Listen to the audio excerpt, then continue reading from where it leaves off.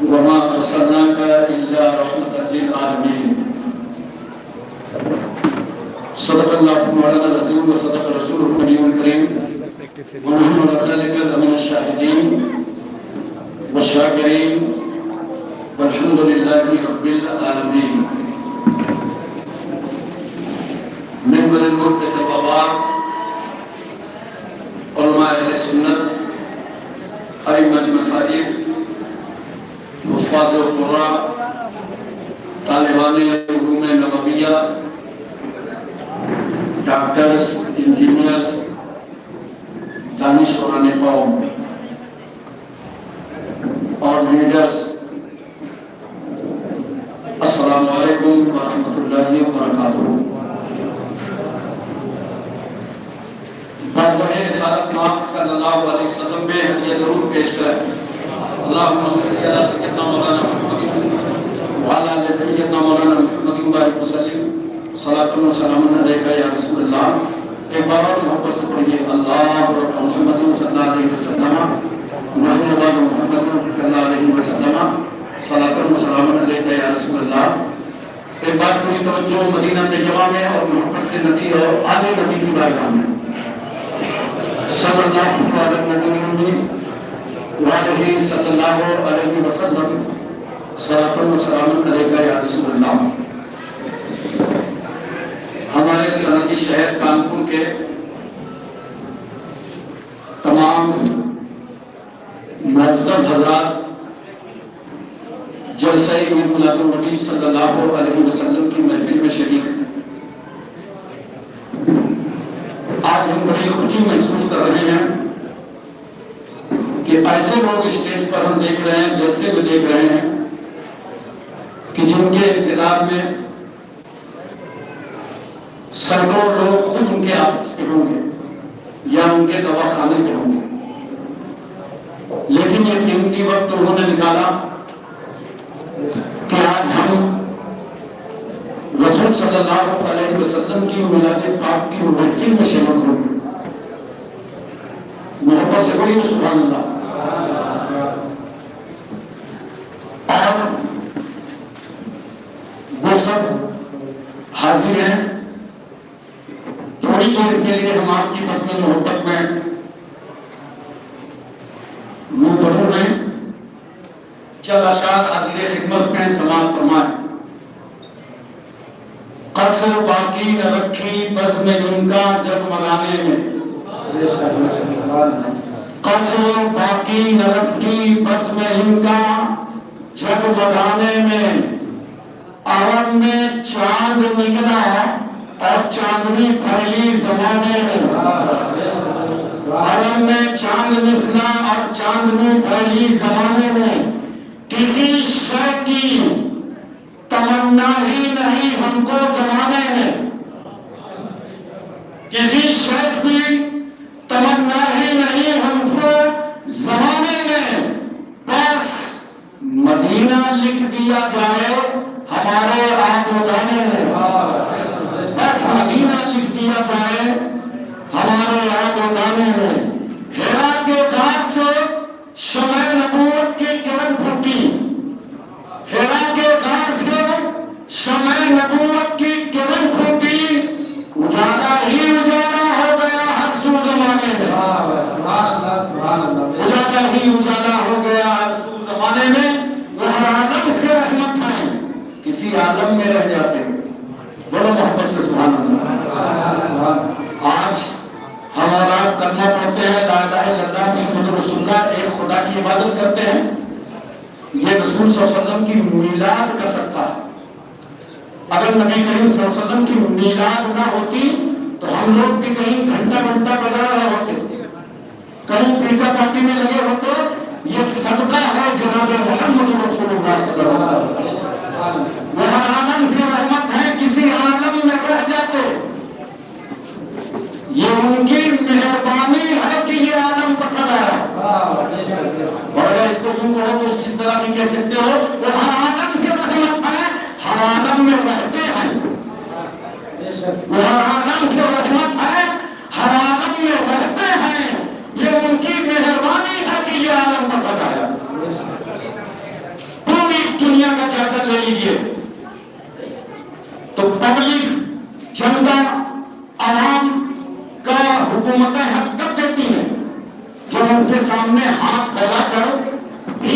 से हक मांगो तब हक मिलता।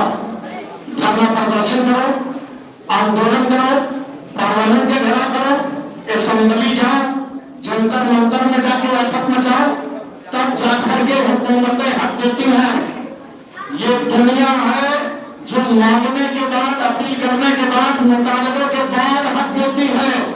मगर आज हम जिस रसूल की मिलादे पाक में बैठे हुए हैं, वो ऐसा पैगंबर जो 12 रबीउल अव्वल रोज़गुम्मा के दिन सुबह शादी शहर मक्का में बीबी आमिना की आगोश में अब्दुल्ला के आंगन में नूर से मुनव्वर खुशबू में बचे हुए लाख बुरीदा जलवा कर हुए, तो उस पैगंबर से इस समाज को हक मांगने की जरूरत नहीं पड़ी। बगैर मांगे समाज को हक अता फरमाया।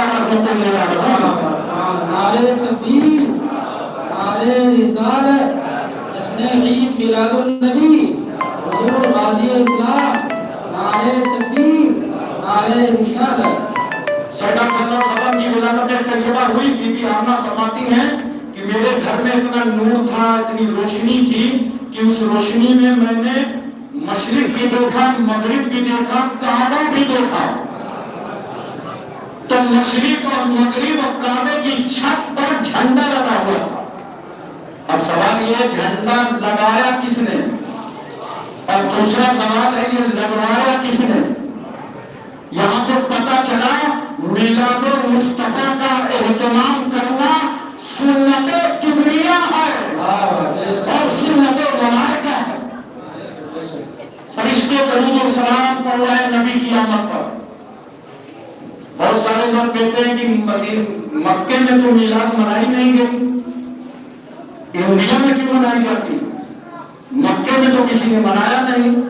अगर मक्के में तो अब पैगंबर इस्लाम तशरीफ लाए थे, अभी तो उन्होंने नबूवत भी नहीं फरमाया था। मक्के में मिलाद फरिश्तों ने मनाया, उन्होंने दरूद और सलाम पढ़ा।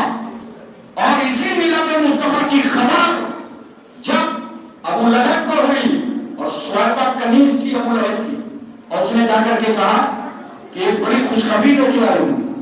कहा वो क्या है? कहा आज अब्दुल्ला के घर में इतना खूबसूरत बच्चा पैदा हुआ है कि इतना खूबसूरत बच्चा न कभी जमीन में देखा है, न आसमान में देखा है, न जमात रसूल पैदा हुआ है। तुम्हारे घर भतीजा पैदा हुआ है। अबू लहब को क्या मालूम था कि जिसको मैंने भतीजा समझा है वही मेरा नतीजा निकालेगा। उसने उंगली का इशारा किया, कहा इतनी बड़ी खुशखबरी लेके आई हो, जाओ मैं तुमको आजाद करता हूं। अब मैं यहाँ पे एक बात पूछता हूँ, बड़े लिखे लोग बैठे हैं, अगर ईमान आप न लाए और नमाज पढ़े, रोजा रखें, हज करें, ज़कात दें, तो उसका कोई सिला न मिलेगा। इससे पहले आप ईमान फिर अमल। मगर मिलादे मुस्तफा कितनी मुतबर्रक है कि अबू लहब ईमान नहीं ला रहा था, मगर देखो अबू लहब को कैसे फायदा मिला के मिला। मिलाद की खुशी मनाने पर कितना फायदा मिला अबू लहब को कि जब मर गया तो खानदान के लोगों ने ख्वाब में देखा, तो उससे पूछा कि कब्र में क्या हाल है? कहा यार हमेशा बड़ा प्रॉब्लम रहता है, मगर जब दोशंबा का दिन आता है, ईद का दिन आता है, नबी की पैदाइश का दिन आता है, तो मेरा आजाद हल्का कर दिया जाता है, क्योंकि मैंने उंगली के इशारों से स्वाइबा को आजाद किया। पता चला रजिस्टर्ड काफिर अगर नबी की मिलाद की खुशी मनाए तो उसे फायदा मिल जाए। तो इंशाअल्लाह आज हम जामिया अशरफुल मदारिस में अहमद मुस्तफा की खुशी मना रहे हैं, तो हमें जरूर इसका फायदा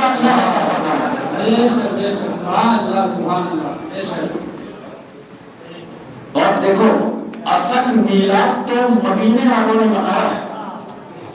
जब सरकार सल्लल्लाहु अलैहि वसल्लम हिजरत फरमा मदीना तैयबा तशरीफ ले गए और पैगंबर सल्लल्लाहु अलैहि वसल्लम जहां मस्जिद कुबा इस मकाम पर पहुंचे, इस्लाम की सबसे पहली मस्जिद मस्जिद कुबा, सरकार ने इस मस्जिद को तामीर फरमाया। और जब तो अल्लाह के रसूल सल्लल्लाहु अलैहि वसल्लम अपने मुकद्दस हाथों से पत्थर उठा उठा कर مسجد تعمیر کرنے والوں خوش نصیب ہو. مسجد کو بنانا سنت رسول اللہ. نبی کریم صلی اللہ علیہ وسلم لاتے رکھتے تھے, صحابہ دیکھتے تھے کہ پتھر وزندار ہے تو سرکار کے ہاتھ سے لے لیتے تھے. میرا پیغمبر دل جوئی کے لیے پتھر صحابی کو دے دیتا تھا, اور اس کے بعد رسول اللہ صلی اللہ علیہ وسلم اتنا ہی وزندار پتھر اپنے ہاتھوں میں پھر اٹھا دیتے تھے. پیغمبر مسجد قباء کو تعمیر کرنے کے بعد مدینے کی طرف چلے, مسجد جمعہ میں جمعہ کی نماز ادا فرمائی. اب یہاں سے مدینے کی طرف داخل ہو رہے, توجہ چاہتا ہوں آپ کی. تو جانتے ہو سوشل میڈیا کا زمانہ نہیں تھا, تو اہل مدینہ کو خبر ہو گئی تھی. قاصد آیا جایا کرتے تھے کہ مکے میں پیدا ہونے والا پیغمبر مدینے آ رہا ہے, رسول اللہ مدینے آ رہے ہیں. تو وہ جلدی جلدی اپنا کھانا وانا بنا لیتے تھے اور اپنے گھروں سے باہر نکل جاتے تھے انتظار میں کہ سرکار مدینے آ رہے ہیں. سرکار صلی اللہ علیہ وسلم جیسے مدینے کے قریب داخل ہوئے تو بریدہ اسلمی نامی ایک شخص آیا 70 حکومتوں کے سواروں کے ساتھ, اور بریدہ کی نیت خراب تھی, وہ پیغمبر پر حملہ کرنا چاہتا تھا. مگر سرکار صلی اللہ علیہ وسلم کے قریب آیا اور چہرے رسول دیکھا محبت سے, چہرے مصطفیٰ دیکھا. نبی کا چہرہ یہ ایسا تھا, دشمن دیکھتے تھے تو کلمہ پڑھنے لگتے تھے. سرکار کا چہرہ دیکھا تو کہتا ہے یا رسول اللہ, آیا دوسرے علاقے سے تھا مگر بات کیجیے کلمہ اشہد ان لا الہ الا اللہ و اشہد ان محمد عبدہ و رسولہ. قرآن اسلامی سمجھ گیا یہ چہرہ حملہ کرنے کے لیے نہیں ہے, یہ چہرہ تو ماندے کی نظروں سے درشن کرنے کے لیے. کلمہ پڑھ کے مسلمان ہو گیا. اب قرآن پوچھ رہا ہے, کہتا ہے یا رسول اللہ آپ کہاں جا رہے ہیں؟ نبی کریم صلی اللہ علیہ وسلم فرماتے ہیں بریدہ میں مدینے جا رہا ہوں. کہا رسول اللہ میری آرزو ہے کہ جب آپ مدینے داخل ہوں تو میرے ہاتھ میں ایک جھنڈا ہو اور میں آگے آگے استقبال کر کے جھنڈے کو لے کر کے چلوں. تو سرکار نے دیکھا, بریدہ اسلمی بھی دیکھ رہے ہیں کہ نہ وہاں جھنڈا ہے نہ جھنڈا ہے, کوئی انتظام نہیں ہے. تو بریدہ اسلمی نے جانتے کیا کیا؟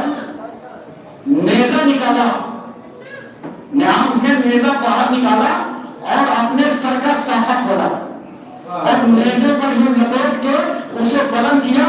کہا کہ آمد رسول کا پرچم ہے. سبحان اللہ سبحان اللہ. اب اللہ کے رسول صلی اللہ علیہ وسلم کیسے مدینے داخل ہو رہے ہیں؟ کیا شان ہے میرے پیغمبر کی. قرآن اسلامی جھنڈا لے کے آگے چل رہے ہیں اور بڑی نچار کے لوگ آ گئے تو رویہ صفحے بنا دی, جیسے آج ہم لوگ بھی بناتے اپنے ملک میں 2 صفحے, اور اللہ کے نبی صلی اللہ علیہ وسلم ان دونوں صفوں کے درمیان سے چل رہے ہیں. اے بریدہ تکبیر بلند کرتے ہیں, اللہ اکبر اللہ اکبر.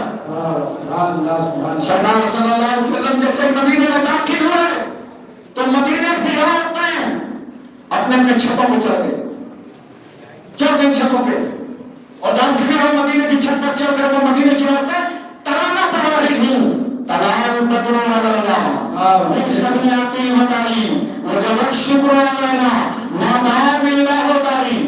اب سوال یہ ہے کہ ان عورتوں نے چھت پر چڑھ کے ترانہ کیوں پڑھا تھا؟ میں توجہ چاہتا ہوں.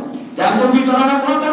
اس لیے کہ عورتوں کو معلوم تھا آج جو رسول مدینے آیا ہے یہ بس پیغمبر ہے کہ جس نے عورت کو عزت عطا فرمائی. اور اس پیغمبر نے سب سے پہلے اپنا نکاح 40 سالہ بیوہ خدیجہ کبریٰ سے کروایا. اور سنو میرے پیغمبر صلی اللہ علیہ وسلم کی ازواج مطہرات میں حضرت خدیجہ کبریٰ, حضرت عائشہ صدیقہ, حضرت زینب, حضرت حفصہ, ام سلمہ, ام حبیبہ, میمونہ, زینب, زینب بنت خزیمہ, حضرت جویریہ, حضرت صفیہ, یہ ازواج مطہرات ہیں. اور کان بلوانا کان دے کر سن لو, میرے رسول نے بیوہ سے بھی نکاح کیا, میرے رسول نے طلاق شدہ سے بھی نکاح کیا, میرے رسول نے کنواری عائشہ سے بھی نکاح کیا اور اپنی نیت کو بتا دیا اگر ضرورت پڑ جائے تو نوٹ کر لو. بیوہ سے نکاح کرنا سنت رسول ہے, کنواری سے نکاح کرنا سنت رسول ہے, اور طلاق شدہ سے بھی نکاح کرنا سنت رسول ہے. نعرہ تکبیر, نعرے رسالت، جشن عید میلاد النبی، حضور غازی اسلام، نعرے تکبیر۔ اچھا ایک بات اور سنیے محبت سے، کوئی توجہ کے ساتھ سنیے گا۔ سرکار صلی اللہ علیہ وسلم نے 1,24,000 کم و بیش صحابہ کرام کو پڑھا لکھا کے تیار کر دیا۔ یہ نبی کریم صلی اللہ علیہ وسلم کی ٹیم تھی، نبی نے تیار کر دیا ان صحابہ کو۔ لیکن سرکار صحابہ سے ہٹ کے جو فرماتے ہیں، حجرہ میں کہتے ہیں، بیوی کے روم میں کہتے ہیں، حجرہ عائشہ میں کہتے ہیں، وہ بات باہر کیسے جائے گی؟ تو ازواج مطہرات نے اتنا احسان کیا اس امت پر، دیکھو کتنی حدیثیں انہوں نے روایت کر دی۔ حضرت صحابہ نے 5 حدیثیں روایت فرمائی ہیں، نبی سے سنا اس کو محفوظ کر لیا۔ حضرت عائشہ صدیقہ نے 2,210 حدیثیں روایت فرمائی ہیں۔ حضرت حفصہ نے 7 حدیثیں روایت فرمائی ہیں۔ حضرت ام سلمہ نے 378 حدیثیں روایت فرمائی ہیں۔ حضرت میمونہ نے 76 حدیثیں روایت فرمائی ہیں۔ حضرت زینب نے 11 حدیثیں روایت فرمائی ہیں۔ حضرت جویریہ نے 7 حدیثیں روایت فرمائی ہیں، اور حضرت صفیہ نے 10 حدیثیں روایت فرمائی ہیں، تاکہ جو نبی اپنے بیوی کے کمرے میں پہنچتے ہیں وہ بھی پیغام اس امت تک پہنچ جائے۔ اور جب صحابہ نے سرکار سے پوچھا تھا کہ یا رسول اللہ صلی اللہ علیہ وسلم ایک بات بتائیے، حضرت عائشہ صدیقہ سے پوچھا تھا صحابہ نے کہ تمام مومنوں کی ماں، ایک بات بتائیے، سرکار جب گھر کے اندر رہتے ہیں تو کیا کرتے ہیں؟ بولو محبت سے سبحان اللہ۔ گھر کے اندر کی نبی کی مصروفیت کیا ہوتی ہے؟ تو حضرت عائشہ فرماتی ہیں، سن لو کان کھول کے بہت غور سے، فرماتی ہیں سرکار صلی اللہ علیہ وسلم جب گھر کے اندر رہتے ہیں تو گھر کے کاموں میں حصہ بتا لیتے ہیں۔ روٹی بنانے میں پیغمبر حصہ بتا لیتے ہیں۔ اچھا گھر کے کاموں میں تو آپ کو بھی حصہ بتاتے ہو؟ بولا یار شرماتے بتاتے نہیں، اور نہ بتاؤ تو ان کے بھی جاؤ، بہت کھول کے میں بتا رہا ہوں، بتاتے ہو، مگر آج سے ایک پیغام لے کے جاؤ، گھریلو کام کیا کرو، بیوی کے ساتھ مل کے کیا کرو، بس اسے بیوی کے دباؤ میں نہیں، سنت رسول سمجھنا۔ تو سنت رسول سمجھ کے کرو گے تو بیوی کو راضی ہوگا، اس سارے میں فائدہ کیا ملا؟ رسول اللہ راضی ہو گئے اور اللہ راضی ہو گیا۔ حضرات کی توجہ چاہیے، اور ذرا سے غور کیجیے اور اپنے دل و دماغ میں اس بات کو اچھی طریقے سے اتارنے کی کوشش کیجیے۔ چھوٹی چھوٹی بچیاں جانتے ہو وہ تک بجا رہی تھی نبی کی آمد پر مدینے میں، اور خوشی منا رہی تھی چھوٹی بچیاں۔ تو سرکار صلی اللہ علیہ وسلم بچیوں کے پاس سے نکلے تو پیغمبر صلی اللہ علیہ وسلم نے فرمایا، بچیوں کیا تم اللہ کے نبی سے محبت کرتی ہو؟ بولو سبحان اللہ۔ بچیوں نے کہا ہاں یا رسول اللہ، ہم آپ سے محبت کرتے ہیں۔ تو میرے آقا صلی اللہ علیہ وسلم فرماتے ہیں، بچیوں اللہ کا پیغمبر بھی تم سے پیار کرتا ہے، اللہ کا پیغمبر بھی تم سے پیار کرتا ہے۔ میں توجہ چاہتا ہوں، نبی نے پوچھا تم خوش ہو؟ کہا یا رسول اللہ خوشی کی انتہا۔ تو ان بچیوں نے کہا تھا ہماری خوشی کا عالم یہ ہے کہ اب ہمارے پڑوسی رسول اللہ ہو گئے۔ جانتے ہو بچیاں پڑوس ہونے کی کتنی خوش ہو رہی تھی کہ ہم آقا صلی اللہ علیہ وسلم کے پڑوس میں آ گئے۔ ان کو خوشی اس لیے ہو رہی تھی بچیوں کو پڑوس میں آنے کی، ان کو معلوم تھا یہ وہی پیغمبر ہے جس کو دنیا میں آنے سے پہلے بچیوں کو زندہ دفن کر دیا جاتا تھا۔ رسول آ گئے ہیں، پیغمبر پڑوسی ہیں، اور کوئی سماج کی بچی مدینے میں زندہ دفن نہ ہونے پائے۔ ایک شخص نے نبی کریم صلی اللہ علیہ وسلم سے آ کے کہا تھا کہ یا رسول اللہ مجھ سے گناہ ہو گیا تھا زمانے جہالت میں، کیا اللہ تعالیٰ مجھے معاف کر دے گا؟ سرکار نے فرمایا کون سا گناہ تھا؟ کہا یا رسول اللہ یہ عرب کے لوگ کیا کرتے تھے، ان کے گھر میں جب بچی پیدا ہوتی تھی تو 2-4 سال کے بعد اسے لے جاتے اور قبر تیار کر کے زندہ دفن کر کے چلے آتے تھے۔ تو میرے بھی ایک بچی تھی، جب اس کی عمر بڑھنے لگی تو میرے دل میں خیال آیا کہ یہ بچی ہوگی، کسی کو بیٹے کو اپنے آستانے کا داماد بنانا پڑے گا، لہذا اس کی بیٹی کی زندگی کا خاتمہ کر دو۔ تو سرکار نے اپنی بیٹی کو گود میں لیا اور آبادی سے باہر نکل گیا، وہاں لے جا کر بیٹی کو بیٹھایا، میں نے قبر کھودنا شروع کیا. یا رسول اللہ جب میں اپنی بیٹی کی قبر کھود رہا تھا تو میری بیٹی نمی نمی ہتھیلیوں سے میرے پیروں میں لگی ہوئی مٹی کو صاف کرتی تھی اور بڑے ناز و نخرے سے مجھ سے کھیلتی تھی. بات بات کر کے پکارتی تھی. مجھے نہیں معلوم سے نہیں معلوم تھا کہ میرا باپ میری ہی قبر کھود رہا ہے.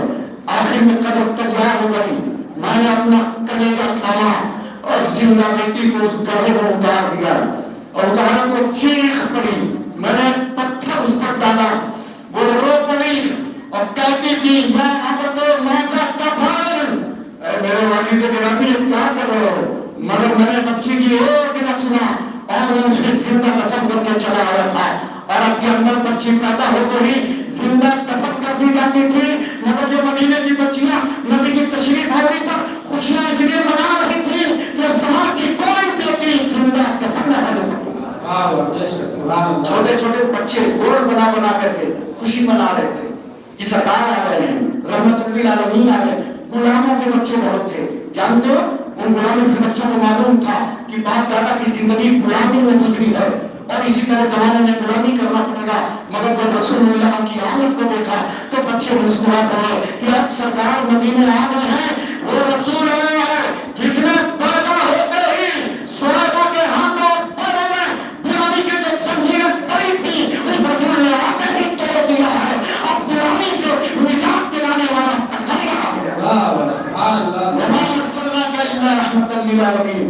آج محبوب ہم نے آپ کو ساری کائنات کے لیے رحمت بنا کر بھیجا ہے. اس رسول کی میلاد پاک میں آپ آئے ہیں. واخر دعوانا الحمدللہ رب العالمین.